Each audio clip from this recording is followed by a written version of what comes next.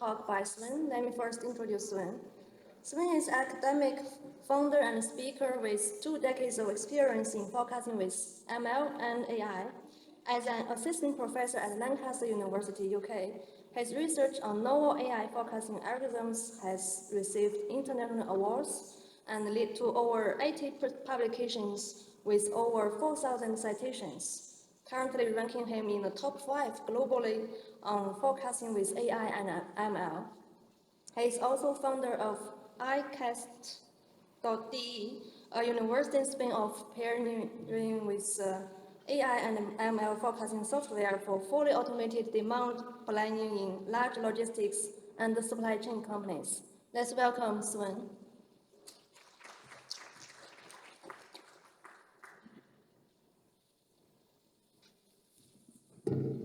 Well, thank you everyone for showing up. This is clearly the graveyard shift of the conference. At least it feels a bit like that, right? How many of you are still in the right time zone or in the right room? Or anyway, I really welcome you. Are okay, good, very good.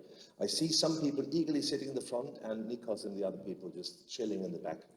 I'm just going to scream at you a little bit louder. But so it's a real pleasure. I would like to take this opportunity because the conference is coming to almost to a close to thank the organizers for an incredible job and the incredible honor of being invited to speak in the practitioner track. Now, I think this has been an absolutely splendid organization of the conference. I'm absolutely mesmerized and amazed by China, I must say. I mean, as a German, for things to be much better organized than in Germany, that gives me a lot to think about. So, and the hospitality. So thank you very much indeed for an incredible conference. I hope I'm worthy of closing this out partially, at least the practitioner track. Because it's the practitioner track of the ISF. How many here are practitioners? Nikos. Okay, well, we have a few. We have that's actually surprising because normally, you know, there's not many practitioners here. And this is a talk I recently gave at the Institute of Business Forecasting. It's full of practitioners, and most of the practitioners, you really have to convince that AI is working, or indeed even stats is working in forecasting.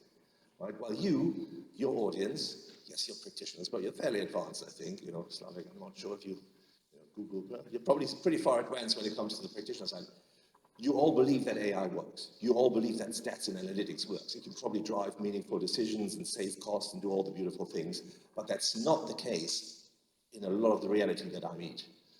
And as I was introduced, I started out as a postdoc. I started out with a PhD in AI and forecasting back in the 1990s. Right? So really, there were only multilayer perceptrons and radial basic functions in Germany.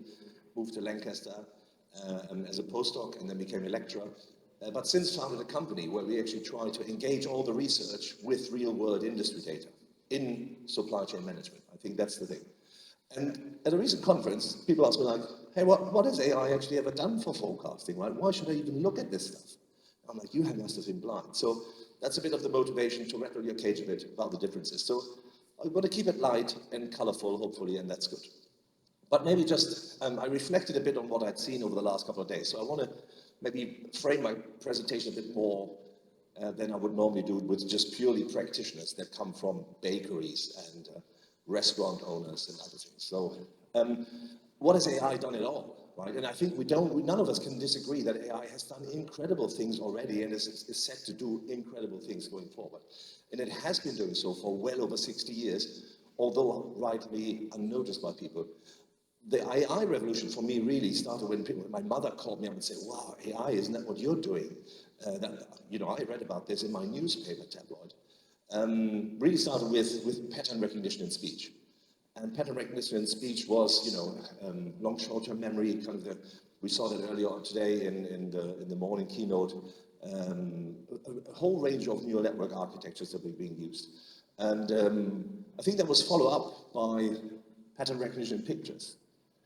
Right, really understanding pictures, the cat and dog problem, DeepMind, all the incredible research that was there. I think that was quite mesmerizing.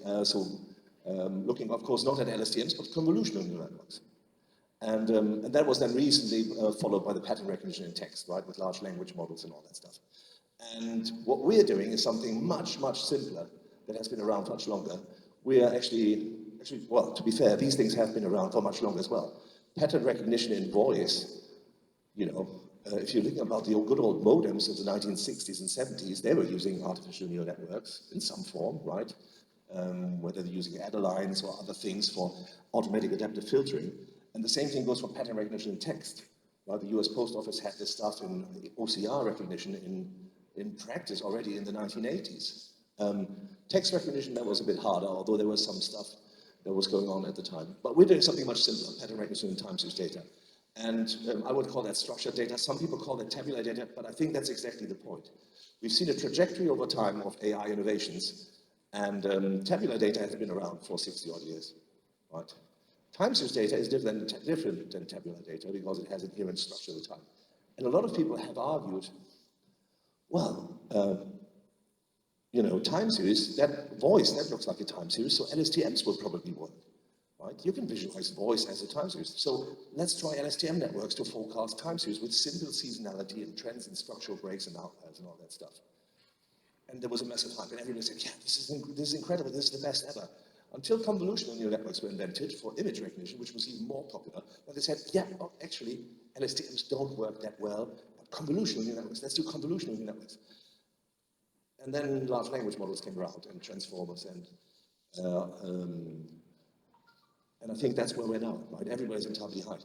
I'm not yet convinced that just because you can translate a time series, or voice is a time series, or you can translate a time series into an image and use an image-based pre-processing, or you can translate a time series into text to use text-based processing with tokenization actually yields the benefits, right? So we're kind of stuck in trying to really do time series for time series, and we've created a small company that's for fully automatic software. So just to set the scene a little bit, we've had the pleasure of working with a lot of large multinational companies, and I'm going to show you some examples of where these projects worked pretty good. Some where they worked really well, and a lot of them where they failed for various other reasons. And I think that's maybe a conundrum that we have here. So, I mean, I don't have to teach to you the evolution of algorithms. We've all sat through so many presentations on neural networks these couple of days. But to me, it all started in the 1950s, you know, Adelines, perceptrons, multi-layer perceptrons, 1990s. And in the 1990s, I don't know if any of you realize this, the first book written about the backpropagation algorithm by Paul Werbos was actually looking at partial derivatives in time series prediction. He was an econometrician, right? So actually, we were one of the first applications of multi-layer perceptrons, of multi-layered neural networks that was out there. And then it kind of like got fuzzy for a while. The second generation ensembles had a lot to do with methodology, and that's where I probably did most of my research. And then the third generation with convolutions and LSTMs and NBs and additional algorithms, I think, came in. And now we are firmly embedded in the fourth generation. And I think if you look at this, I think, to me, the way I see convolutional nets and LSTMs and other things, these were specific architectures tailored to pre-processing input data so that the networks can handle it. Convolutions, you know, pre-processing this, getting edge detectors in, LSTMs, embedding the natural structure of language. So we have basically built architectures unique to a data problem, but we didn't do that for time series, did we? Then we're just using MLP. So for me, that's a bit of a conundrum, but I think we can't argue away of the 220,000 papers in neural networks that are out there at the moment. 9,000, roughly 9,000 papers on forecasting. Who's read them, by the way? How many PhD students in the room that want to do AI in forecasting? Good luck. 9,000 papers is a handful, right? Most recently, of the 1,500 papers that get published, in the last 3 years, half of those are in deep nets. Right? Half of them are still in shallow nets, but the majority, the attention has moved. So when I go to a company, what do you think they say? What do you think they want to do when I go to them? Do they say, Sven, we want to do forecasting with AI. Can you maybe use like something from the 1950s or 1990s? Should we try with perceptron? No, then of course they don't, right? What do they want to do? They don't want to do the latest stuff, right, that you see on LinkedIn all the time. Unless you follow the wrong people, then they get shut down all the time, so it's hard to navigate. But they want to do the latest stuff. And that's what they pay you for. And as an academic, I also like this. I would love nothing more than implement the largest neural network model so I can tinker with it. But it's not an easy task because there's a discrepancy here, which I try to outline a little bit for supply chain forecasting. So I think we've seen the advent and the success of AI and neural networks, and deep neural networks, I think stems from the convergence of three things: called more CPU power, or exponential growth in CPU power. Exponential growth in the size of algorithms, and this is just an image recognition, but it's a number of parameters over time. And that's at the log scale, right? So you don't see the exponential growth, but you're familiar with that. And most importantly, exponential growth of data. We talked the other day that how instrumental ImageNet was for the development of convolutional neural networks. We would not have had the breakthroughs that we had. And so I think we see exponential growth in algorithms, in CPU power, in algorithms, and exponential growth, if you wish, in image data. But we don't see exponential growth in time series data. So that's one of the limiting factors, right? And these are the academic data sets, but we actually don't see degressive growth if you're looking at supply chain data. We have tiny, tiny, tiny data sets, poorly annotated with very few covariates. So it's a completely different thing. And I would actually coin this as a special area where you're working with neural networks and sparse data. Right? What are the stylized effects of supply chains? Right, so in finance, people look at stylized effects of the data in order to derive what they want to do. Stylized effects of supply chain. Anybody know this time series? Who does not know this time series? Come on, guys. Every deep neural network remembers this time series, right? It's been trained to death on the airline passenger data set. Right? Actually, I have students that can draw how it continues into the future. That's how well it's memorized, right? If you cannot forecast this, although there's an argument, is this really a linear trend with multiplicative seasonalities, or should you do a log transform, or is this actually with true level shifts, and so forth. And that's the data that Brown and Box and Jenkins built their algorithms on. ARIMA was built on this data, or seasonal ARIMA. Exponential smoothing was built on this data. Okay, fine. Roughly 15, 20 years of monthly data, long aggregate macroeconomic time series. What's the data that we find in companies these days? What do you think? Is it longer or smaller? Do companies typically have 20 years of data? Most of the time, by most of the surveys on demand planning, show us that in supply chain you have data like that. You have maybe a third are actually, so this is monthly data, you could actually translate it to weekly data, then it's 4 times as long. But you have extremely short data, 3 years, 5 years of data. I have no idea who ever told the software companies to only store 36 observations of each CVC, right, in order to forecast, but that's what they have. And it's incredibly short data, right? It's actually smaller than the data was in the 1960s, despite the data storage cost.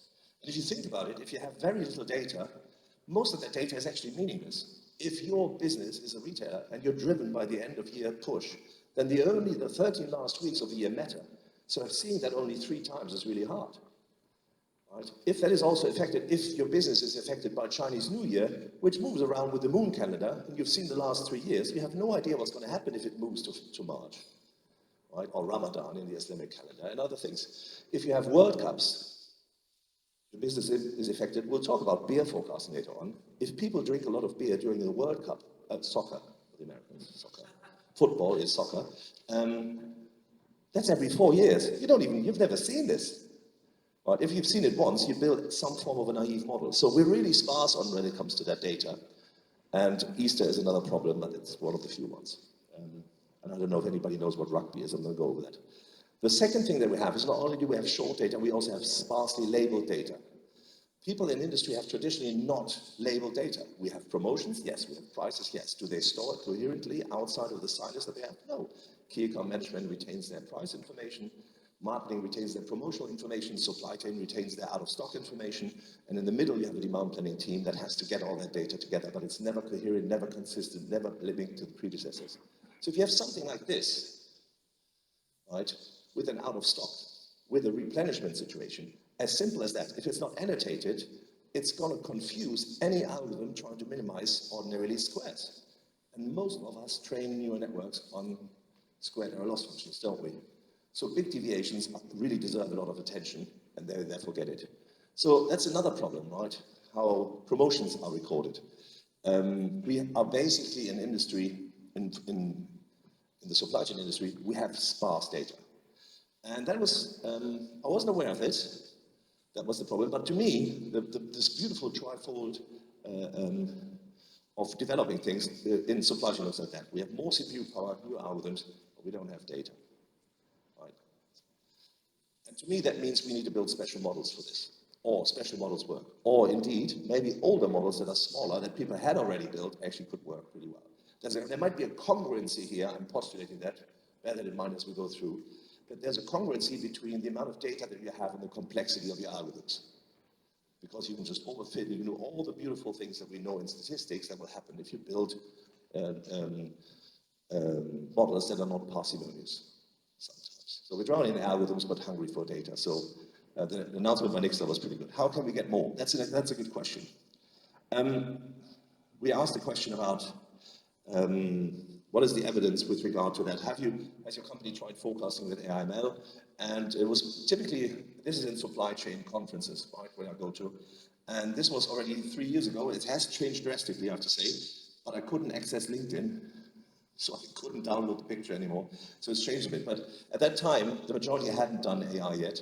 They were 26% were running in a pilot, 6% were running in production, and 30% stopped after some trials. The worrying part is that more people stopped after trials than were running in production at the time. And that's one of the things we probably have to explore a bit. So more projects have failed. And they blamed it generally on the lack of available data, where if there was a congruency between the size of the algorithm or the model and the lack of data, it's basically saying, I'm using this algorithm no matter what. Give me more data. And if you don't, I don't have a solution for you. But for me as a consultant, trying to pay my family and my employees, we're a small team of 10 people. I can't just say, well, give me more data. I don't have more data, and that's the end of the story. I will use up the budget. I will build a model for them. And then that's a question that we have to see. So lack of data is there, but there's also algorithms are not accurate, lack of AI skills. So there's a whole thing within any technology innovation project that might come up that might actually kill a project. Right? It's not just the lack of data or that the algorithms aren't there. And I think that's the second thing. These algorithms, implementing them is ambitious. So let's explore this a bit more with some examples. So I'm going back a little bit in my history. This is actually the data set from my PhD thesis. Tobacco land, one of the largest vending machine operators on the planet, larger than in Japan, if you believe it or not, 250,000 machines at the time, all doing localized point of sales to sell cigarettes. That's still allowed in Germany, by the way, to sell cigarettes, but you have to identify yourself. The nice thing about vending machines is that there are no prices, you don't change the prices, so it's completely demand driven. There are no price effects, they're just out of stock. So it's a very reduced supply chain problem. It's quite interesting. You can see some of I'm trying to give you the stylized facts of this. This is weekly data, weekly replenishment that we did in 1999. Unfortunately, you can also see COVID, right? Did people stop smoking in COVID? You could hypothesize that. No, it's just, you couldn't go inside a restaurant to purchase cigarettes because the restaurant was closed. Right, so you went outside, and outside people were still smoking. So it's not much of a change. But there's lots of patterns here, right? You see seasonality, you see the signal to noise ratio, you see the variance, you see massive disruptions. And but this is forecastable. The downside was the problem is often not to forecast something, but the idea is to actually estimate a sufficient inventory level. So my PhD was all about building a forecasting model that estimated quantiles, so we get for a news vendor problem, because it's basically a one-period problem, going back to the machine next week, restocking next to the machine next week. So I built something with asymmetric loss functions where we trained a single feed-forward neural network on historical data with seasonality and with trends and all that beautiful stuff in order to give you a cost-efficient stock level. So we used asymmetric loss functions instead of squared error loss functions. And it worked beautifully, extremely well, right? I mean, hitting the service levels and so forth.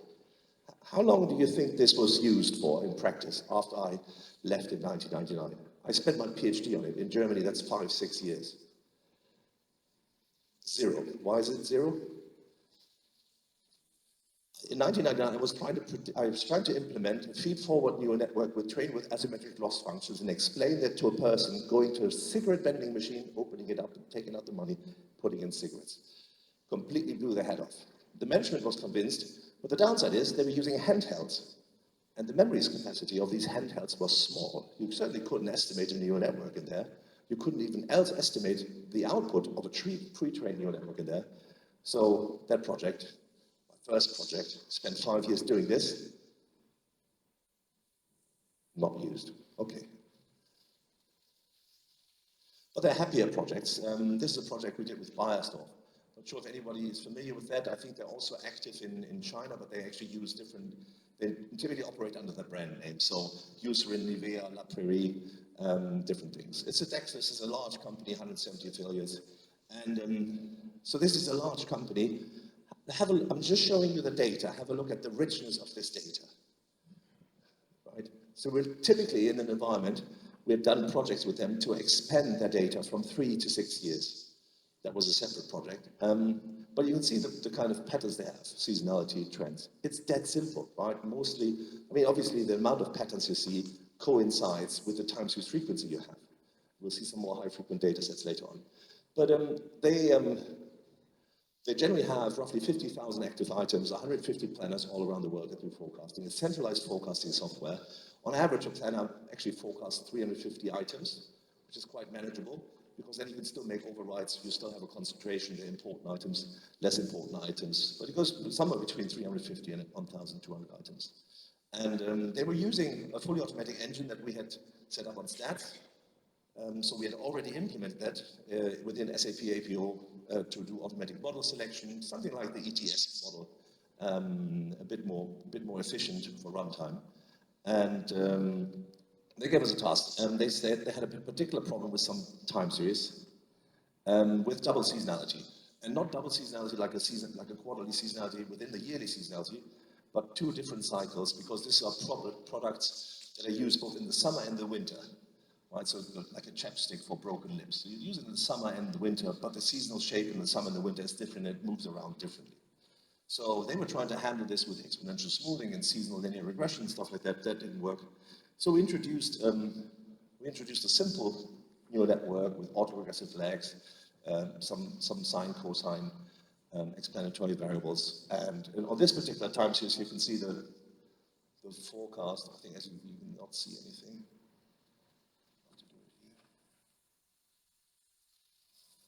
So the purple is the linear regression line they've been using. The red line is the neural network. So that's pretty straightforward. And this time series, we reduced forecast error by 50%. But of course, that's not how it scales, right? But they were really excited because they not only measured the statistical accuracy, but then they also measured the improvement from judgment. And we could show that we can improve beyond the human judgment. So they were really excited. At first, they wanted to get rid of demand planners, and we said, don't get rid of demand planners yet. Right? We're not going to get rid of demand planners. That's the wrong message. The message is, on some time series, you can outperform this. But I don't know if you've seen some of the Schmidt-Huber talks. I mean, he was mentioned this morning also by Max Schmidt-Huber, and he always goes for superhuman accuracy. But everything is superhuman, which he did that. I was the IEEE competition chair when he presented his first benchmark that he achieved superhuman accuracy on the traffic sign recognition data. That's the IJC in 2011, I think, in San Jose. And everything is superhuman, right? Superhuman. So I'm also, as a joke, I'm writing in superhuman. Statistics has always been superhuman when you give somebody 1,000 time series to forecast. Right? Good luck doing that manually. We rolled this out over Canada, Germany, France, and so forth. And unsurprising to me, but surprising to the management, we did not reduce error by 50%. That's completely unreasonable. And I said, not everything has double seasonality, so how should we improve by 50%? So in the end, it turns out in some countries we were able to improve error by 6 percentage points, 3 percentage points, 1.2 percentage points, right? Depending on how much they were having this kind of seasonality, right? South Africa didn't have a lot of double seasonality because it's always pretty warm, so there was not much improvement. France and a few other places were a bit stronger. The numbers were too small, so instead of looking at the percentages, the percentage points, we looked at the percentage improvement. As long as you're lower than 50%, that's good. Don't do that if you have accuracy, right? So we're fuddling the numbers, and in the end we got to a reasonable improvement, 7.5% overall. So pretty good, but that was a long time ago. I'm just going to show you, by the way, at that time, implementing this cost like 50K. That's all it cost. So cost was never really an issue to implement stuff like that, I think, if you wanted to. And I'm just going to show you a little demo. So this is actually a very old demo from that time, which we used to convince management that this stuff is robust. try to convince them by showing them actually how the network learns, because they come from a way where they don't understand statistics. So showing them how a network would approach this and how it gradually then learns the seasonality, and it still searches around a little bit, but it's a very, very simple network. In this case, 13 autoregressive legs. I think this is not even the version with the sine cosine waves coming in, and 4 hidden nodes, you know, and a bit of bells and whistles, asymmetric loss functions, not, but robust loss functions and resampling and stuff. But I'm not going to bore you with that. This is my 21st year at the ISF, so I've presented that all the previous ones, how to do it. So that worked well, but what is interesting is, if you actually go to the next time series, it's the same network that's just randomly initialized, and it learns that seasonality as well. Of course it does. What you do is you specify the functional form with the autoregressive legs, the input, the learning rates, the architecture, and so forth, and then it learns it. And it learns different seasonal shapes. And at the same time, so just fast forward in the interest of time, what also happens is that neural networks are remarkably robust. So if you have a constant time series that just has randomness without seasonality, it just learns that a long autoregressive process can be transferred into a moving average process. So it actually is pretty robust. If you do that with a log-REMA model, slightly more sensitive. But we were able to get rid of one important thing for Bayersdorf with this, which is model selection, statistical model selection, at the cost of not being able to explain if the model had learned something seasonal or not. But for full automation, that was not required. So they thought that was pretty nice at the time. And then 10 years later, driven by this excitement about deep neural networks, they said, oh, so we have a bit of extra budget. Why don't we do something again with a deep multi-attention head transformer, or maybe some encoder, decoder things? We heard great stuff, we read it on LinkedIn, it must be amazing. And so we did this again, and I said, yeah, of course, that's excellent. I mean, by the way, it took us 10 years with a fully working system in place to replace the model set we had implemented before. That's how reluctant they were to do change. And this is the data we had in 2012, I showed you that, right? There was no demand signal repository, no historical net sales prices, promos or mechanics, no listings. Now, of all the things like promos, out of stocks, history, what do you think they had acquired in the 10 years since we went live? What did the data look like in 2024 and 2022? Exactly the same. They hadn't recorded anything. So 10 years after, industry is still looking predominantly at very, very small data sets, which, to be fair, is driven by their legacy systems, the ERP systems, the APS systems that they purchased and implemented for hundreds of millions of euros. And therefore, it's the same data quality. But we said, yeah, well, I mean, we're up to the test. So we tried out all the methods. Of course, coming out of this community, we tried all the R methods. We then looked at all the Python methods, because, of course, we'd be happy to implement something more advanced. But we knew we didn't have more data. And the results weren't happy. So this is a landscape. We now calculate landscapes, benchmarking landscapes for almost everything. This is statistical errors at the bottom. So small errors are good, big errors are bad. I'm not allowed to show you the actual errors. They think it's top secret, but I'm allowed to show this. By the way, we have clearance for some companies. I'm not allowed to show you that, but it's pretty similar to many other company projects we're doing. And we're looking at the errors, so small is good. And this is the runtime. These are Bayersdorf current models. We always measure against the naive and the average. You can see they're a little bit better than the moving average. Not much better than the moving average 3, which would have cost them 0, to be fair. Right? We then evaluated a whole bunch of statistical methods. I think you're not surprised to see ETS, ES up here, all with fairly similar things. I've just simplified that for a practitioner audience, so I'm not showing you the error bars over all the, how many times are that? 619 mature items longer than 18 observations and so forth. So new items are out, intermittent items are out, doing proper out-of-sample evaluation, rolling origin, fixed horizon, with the right error metrics, and then it's a cost-weighted MAPE, because that's the measure they have. What's interesting, I think, is that some statistical methods are really terrible. Has anybody ever used APO? Our Unilever friends used to in the old days, right?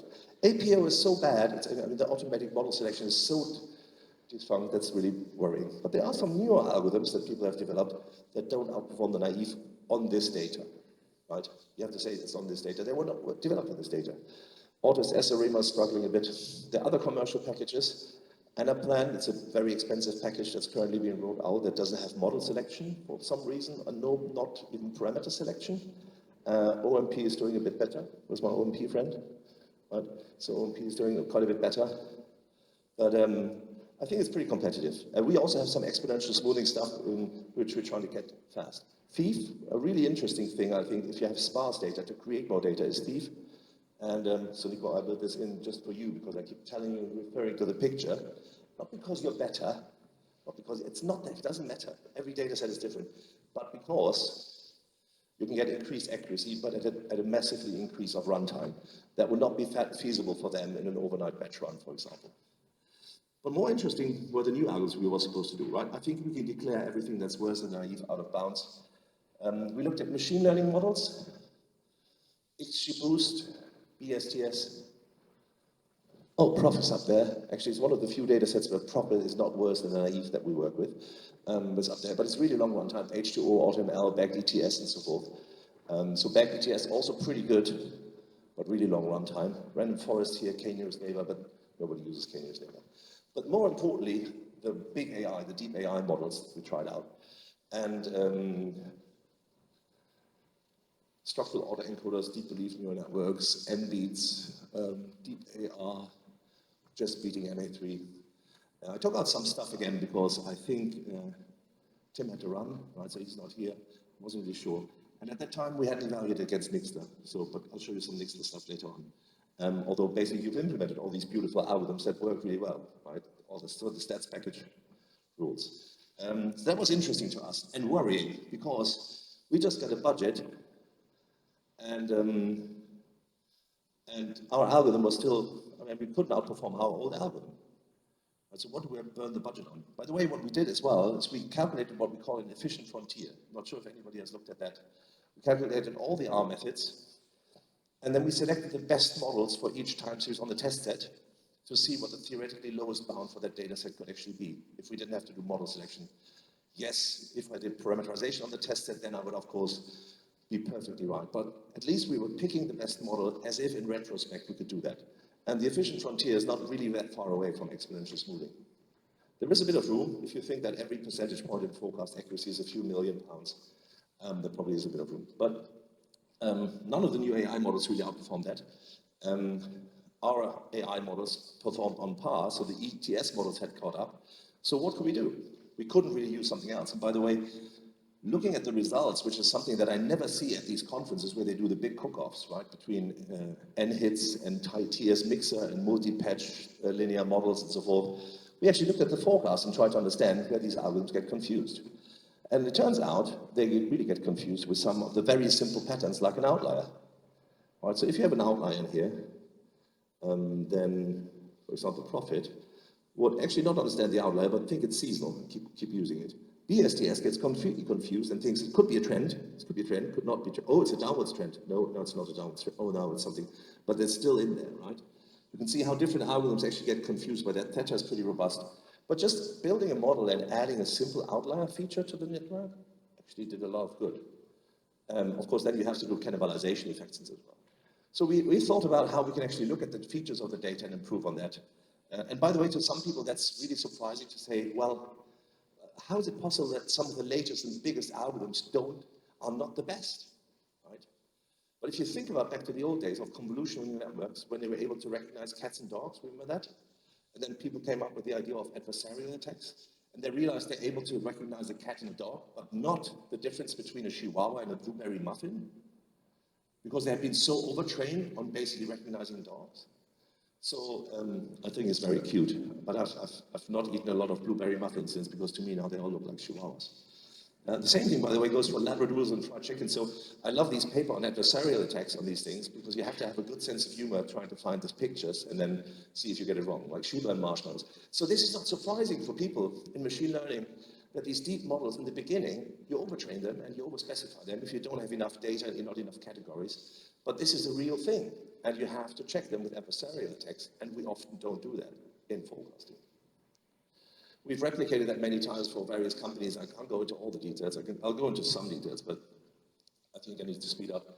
So I'm going to jump over how we actually do this, but let me just say one thing, because I presented it like for the last 3 or 4 years, what we're doing, just because so other people do it. If you think about it, you can derive a lot of information from these from these time series, because they are based in a hierarchical setting within a company.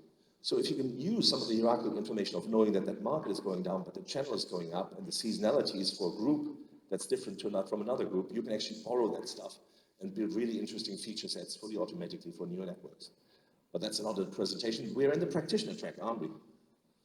So this is another neural network that learns from BioStore, but I'm going to jump over that.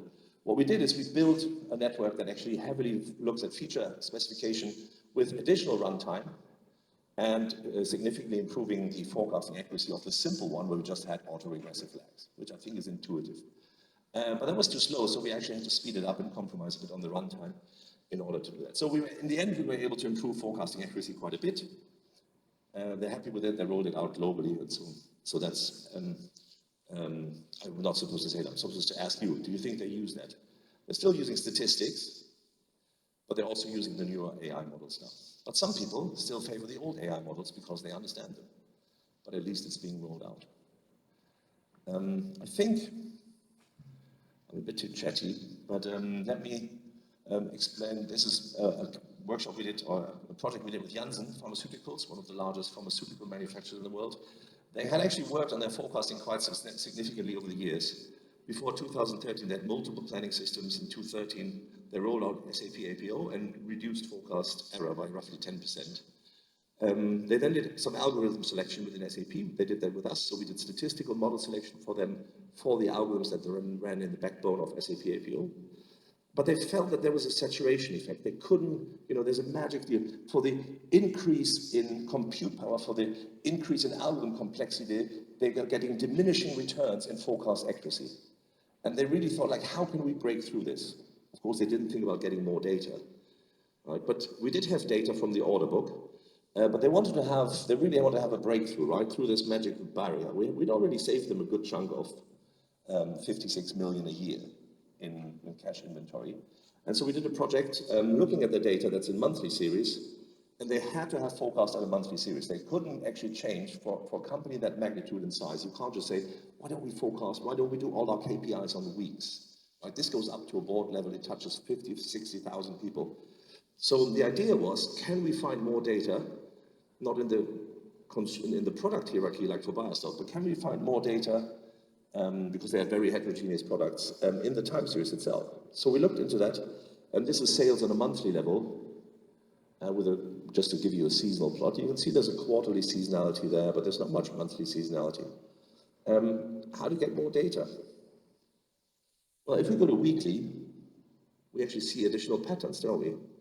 And if we go to daily sales, we see even more patterns. We see day in the week seasonality. We see that they're often closed on the weekends. We see additional patterns emerge. And who's to say I cannot build a model on a higher frequency time series on daily data, for example, and then take the forecast and aggregate them up. So we're not looking at multi-resolution forecasting. We're just going to a simpler resolution, exploiting the events that are there and doing it there. So what do we gain by that? If you look at the top left, that's monthly data.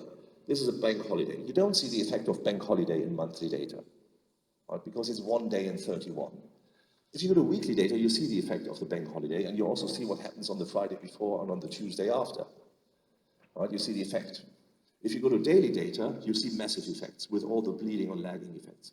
So going to a higher data resolution, we were able to find all that stuff. We were able to find bank holidays and summer holidays, and the French apparently all go to the beach together in August. So do the Greek. So basically the country shuts down. It's a bit premature.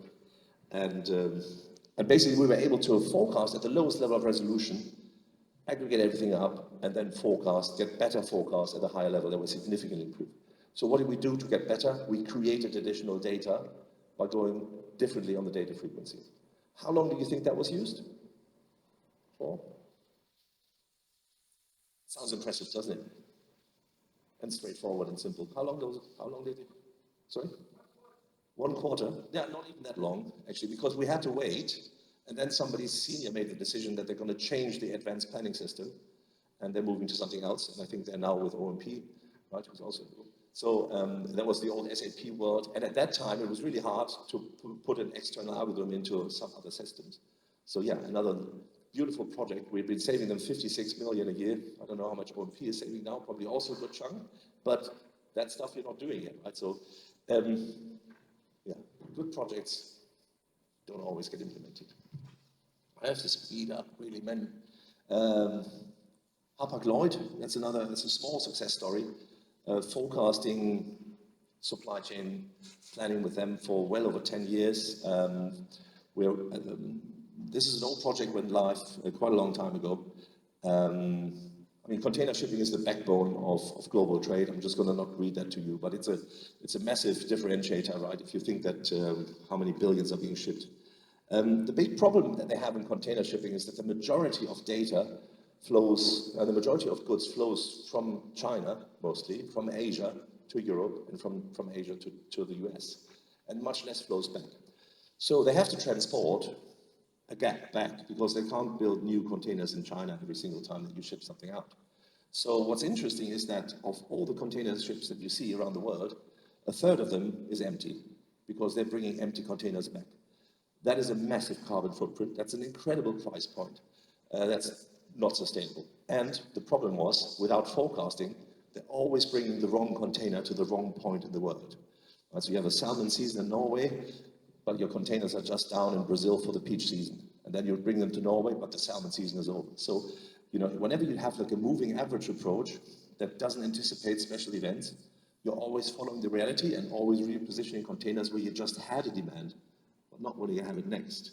So the standardized packs are pretty stable data on an aggregate level, but lots of bank holidays, Chinese New Year, of course, harvesting seasons shift around. For example, you will see that things like cherry that are being grown in Chile, they have now, Chinese apparently love cherries. That's what I didn't know. They all come from Chile, so they created a new type of cherry only for the Chinese that's now ripe 3 weeks earlier. So the container shipping season changes. There's all sorts of interesting intricacies. And we had to model all this, but the downside is it's a very heterogeneous data set.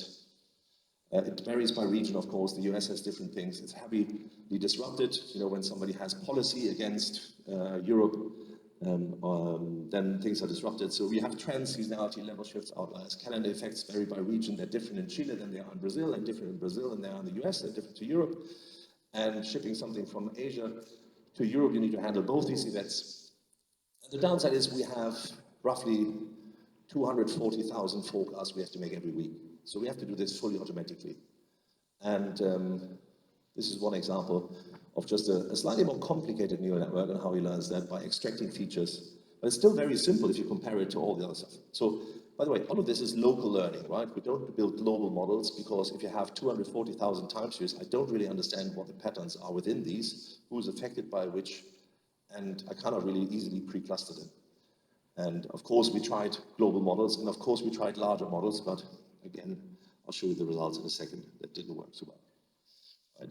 But you can see on the left-hand side how it's training. On the right-hand side, I'm memorizing the weights it's retained.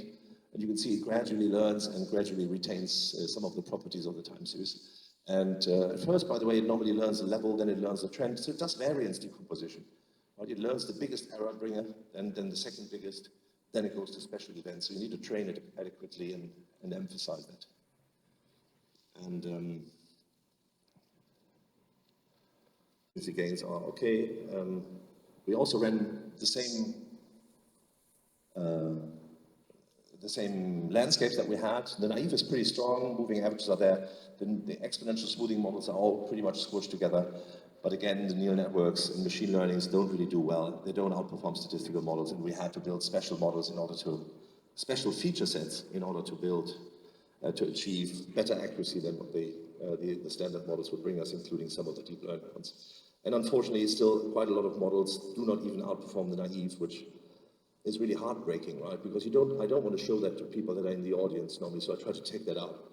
But that's the reality. So please test your models before you release them, or if you have old procedures out there, or old functions, just take them down, right? People are tinkering with them, and then people like me come up with it and just show that they're not really robust. Again, the reasons why that didn't work, I'm not going to go into that. Hapag-Lloyd frees up roughly about 80 million capital a year and saves 8 million annually.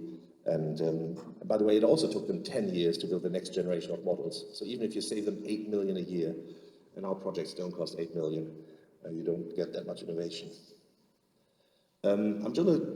Anybody interested in beer? Because I'm really interested in the beer now. I mean, Iris certainly is, yeah.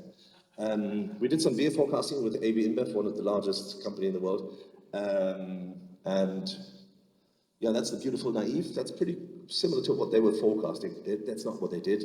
They had SAP APO and they used exponential smoothing with an alpha factor of 0.99, which is a pretty complicated equation to them, but it's a naive model. So when they asked us whether we could outperform that, we were pretty confident.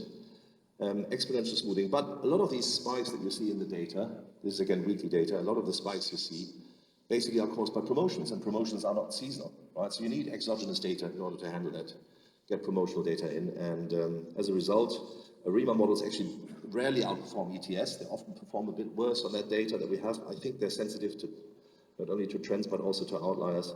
But as soon as you introduce causal information like time series with seasonality, plus temperature, plus football, plus prices, plus promotions, plus out of stocks, you can actually break through that barrier and significantly improve forecasting accuracy. Having said that, if you compare against the linear regression, you often see that the linear regression is pretty good already, right? But just going, a lot of people misunderstand AI or machine learning with causal models. And they say everything, statistics is non-causal, that's univariate time series, and what we do is causal, that's machine learning. But that's not the case, right? Good old regression actually performs as a pretty robust benchmark, just a linear regression, stepwise selection, try to run that. I mean, you don't even have to go lasso or something, right? But just use a simple regression as a benchmark, and then you can measure the uplift. But 2 percentage points for a global company is a significant investment saved in inventory, so that's already quite valuable. And I have a demo as well, but I think I want to come to my final example. So basically these things are staged, so I show you simple networks and more complex networks, so the network complexity grows. We do actually do wrappers around multiple models, multiple architectures, multiple feature sets, multiple feature transformations, multiple retransformations, and then you can see how these things train. These I think are Jupiler kegs in Belgium, and one of the main influences, I think I'm going to just jump to the result. One of the main challenges that was there is that football has an important effect, weather has an important effect, and good weather, so warm and weather and bank holidays has a double effect. And unfortunately, the Belgian team had never been playing any European championships. Sorry, my Belgian friends. So they said, how's the beer consumption going to be when we play the World Cup next year? And I said, nobody knows, no one knows, but it's probably going to be more. One of the things that was important for these models is to derive the elasticities, or at least the response curves with partial dependence plots, out of what the network had learned, right? So you basically take the network, you see what it's learned, the relationship between weather and price, and then you explain it to the demand planner what the relationship is. And the red is actually, the blue is the actuals, the red is the regression, is the neural network fit of that, and the green is what the regression line has interpreted, which is a linear model, but all the effects are nonlinear. Temperature and weather is typically sigmoid, right? So S-shaped, price is normally degressive. And of course, you can look at interaction effects and all that stuff. And again, superhuman accuracy. I forgot that before. I should have added superhuman to everything that we do here. So superhuman accuracy in forecasting beyond what the demand planner can do, but at a significant cost. So how long do you think that was implemented for? I have to say that they were forecasting with our statistical models for a couple of years, until we proposed this with the neural networks and the AI. How long do you think it was used for? Well, I'm not smiling that much. So, yeah, if you hear me rant on the courtyard over a beer, you probably know it was never used because they stopped using SAP APO and bought 09, and 09 said we can do all this ourselves, which they can't. Is 09 in the room, by the way? Love to work with you guys, but yeah, it was never used. So footfall forecasting in the restaurant, I'm going to jump over that. We also do that, so that works. I'm also going to jump over container forecasting just to get to the final thing. on railway forecasting, which I presented recently, right, yesterday. I'm not sure if anybody was there, but we worked on a UK rail accelerator. If you've not been to the UK and used a train before, or tried to use a train, it's very hard because they typically don't come. And if they come, they're really late and they go somewhere else and stop somewhere else. And it's really problematic. It's to the extent that, that a few of these actually went bankrupt every 2 years. So we work with them on an analytics project. By the way, Lancaster's up here, and I typically take the train, so I know exactly firsthand how bad they are. So we're really keen to help them. And it was a small project over 13 weeks. The idea was to predict future demand to set better prices so that the revenue can be improved. And now finally we're getting into a field of logistics and supply chain where we have a bit more data. So this is, Yisin is a revenue manager.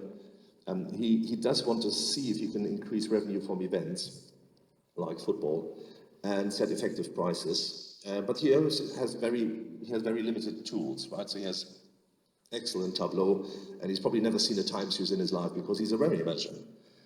He's interested in revenue, and he might look at it over months or over routes or over regions, but not necessarily over time series. And that's where we came in. We extracted the data and events, which proved pretty hard, and we visualized things as a time series. Do you see stylized facts here? Do you see anything unusual? So he particularly had the idea that West Ham United is playing more people use the train. Do you see certain periods where more people use the train? I think it's pretty hard to miss. We were absolutely mesmerized. But they had never seen a time series graph before, because for them nothing is a time series because they're not forecasters. And this, for example, is one of the biggest uplifts when West Ham was playing Nottingham, won 4-0 and went to Europe. And it turns out the majority of these high spikes are actually football matches. But not all of them are football matches. There's lots of other stuff left. Something wrong is going on here. Well, that's COVID. Nobody could go to the stadium. There are negative effects. Does that mean you're playing against, like, Man City is playing against Manchester and people don't go? Is that bad football events or bad concerts? It's strikes. And then you have bank holidays and school holidays. And what we realized is, if we wanted to annotate all the relevant events, we are annotating almost every second day and every week. And that's the reason why they, manually, without any tools, could not really do that. We had to predict the next 84 days, so pretty far out. And this is just a small video on how we did that. So at first, the AI, right? In a business context, I can't call it a neural network. I have to call it AI, which is terrible. I absolutely detest that. But right, at first, it just searches around. This is a simple feed-forward 3-layer, with a squishing layer basically to do a bit of principal component extraction. At the beginning, it doesn't know anything. After 2 to 3 minutes, it begins a little bit to forecast like a novice. Have any of you seen the deep learn videos that are out there? I shamelessly stole that from them, right? In the beginning, it tries to play Atari Breakout, can't do it, and one of the most fascinating videos I've seen, how the thing learns to strategize. So we try to do something similar to mesmerize people and managers to say, well, this is how these things learn. It's the same thing as taking a revenue manager and letting him look at the last 10 weeks to predict the next 3 weeks for 3,000 examples and then do that 10,000 times over. But you do the whole thing in an hour, and then you've trained them. Actually, it's much faster. The visualization takes a long time. If I didn't do the visualization, this thing trains in a few seconds. And you can see it learns the majority of the behavior that is there, all the spikes, the trusts, and so forth. The impact only to predict football in increased revenue is 230,000, so the total effect is massive. We can extract empirical prediction intervals, of course, to give them some level of uncertainty, but that already is fairly advanced if you consider that they're using an average. Benchmarking-wise, we were significantly able to outperform their current model, which is called Mistral from Ventoux, which is Ventoux from Mistral, which is basically a very smart way of looking at most similar days averages. Right, so probably something we could do with a k-nearest neighbor automatically, but they manually have to take the days that are similar. And because I know some people in the audience, overnight, I actually calculate some extra results. But you can see that BSDS and Profit don't output, and XGBoost don't outperform the naive. To be entirely fair, I have pre-processed, I've given all the algorithms the same features, and I pre-process features for feed-forward neural networks, which means I want to see elasticities, I want to see interval scaled variables. I don't discretize everything. And if you discretize everything, like for XGBoost, then you see really bad results for a neural network. So I'm kind of like biasing the results here, to be entirely full. But I think this is the practitioner track, so I can't go into details. And then people always say, why didn't you evaluate against this? Why didn't you evaluate against, did you evaluate against TimeGPT? Did you evaluate against Nixler? So of course, I think it's a great thing that Nixler has released all these libraries, both the stats libraries, but also all the Python libraries, all the AI and the neural network libraries, so we can actually do these big cookouts. I don't think there's a lot of value in those. Yeah, we're unfortunately here, I know. I would show you the ones that where we're not there, but Auto LSTM, RNNs, TS Mixer, I think they all do remarkably well, right? I'm only allowed to show you results on one time since that's all the train company has cleared, but that's basically what we see. LSTMs, MBETs, TBETs, ES. So I don't see any significant differences between simple statistical models and some of the more advanced models, although they all get, including Kolmogorov-Arnold networks and the stuff that other people get excited about on LinkedIn. But the majority of them outperform the naive, that's good. But they're not using naive, they're using a 30-day moving average, and none of them really outperform the 30-day moving average significantly. So, apart from us. Because we invested 10 weeks into trying to build features. So horses for courses. We translated that into money, and we can do that.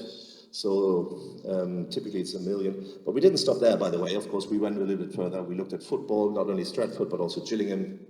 We looked at weekend trips, seaside resorts. We expanded it to another rail company, football in Newcastle, Liverpool, pretty big for football.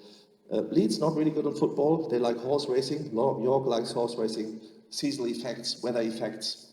Every single station has completely different effects, so we had to build wrappers and methodologies around pre-selecting features and building methodology. But I think these things were able to scale, and the results hold, and the relative ranking of the methods unfortunately holds as well.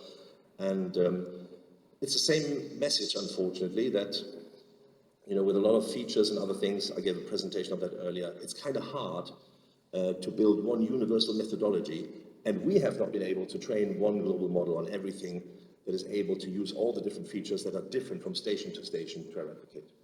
But then again, the Charles-Hammer approach, I know what I'm doing with feed-forward networks and with feature generation, and maybe that's the advantage.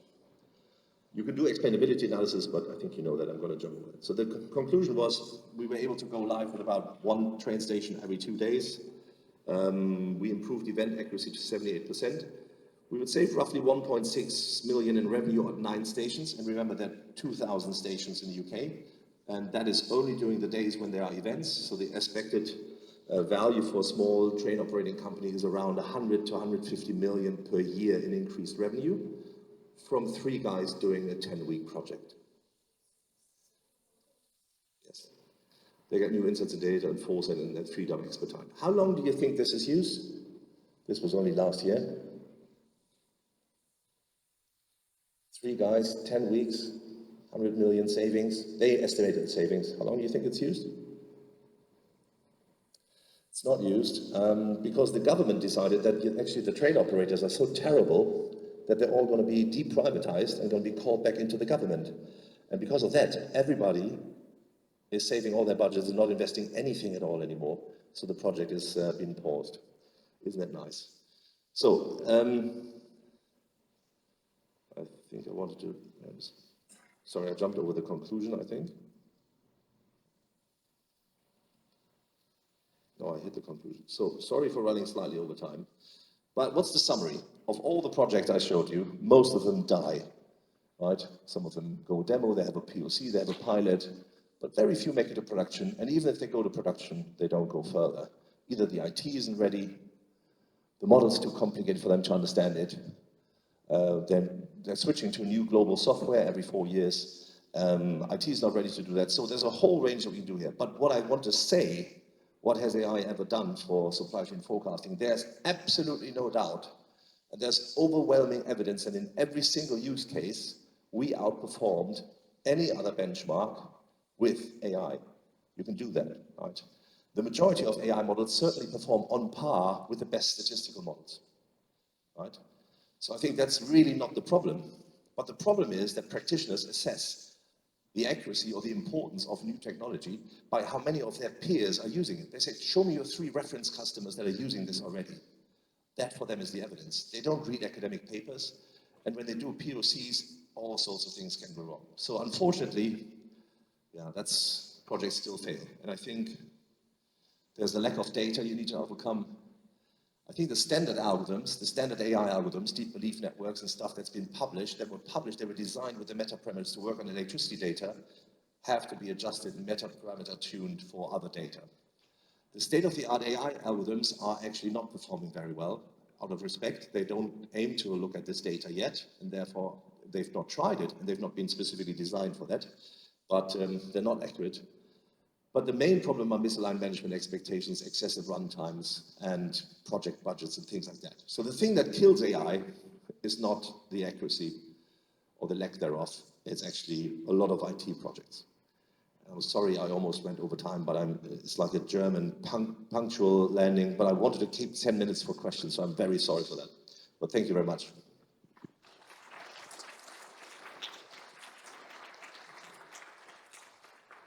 Thanks, Sven. Any questions from audience? I did show you that beer slide, right? So that was not a good idea. So now everybody just wants to have beer. I will be in the courtyard having beer to chat with you all night if you want. Well, thank you very much for your presentation.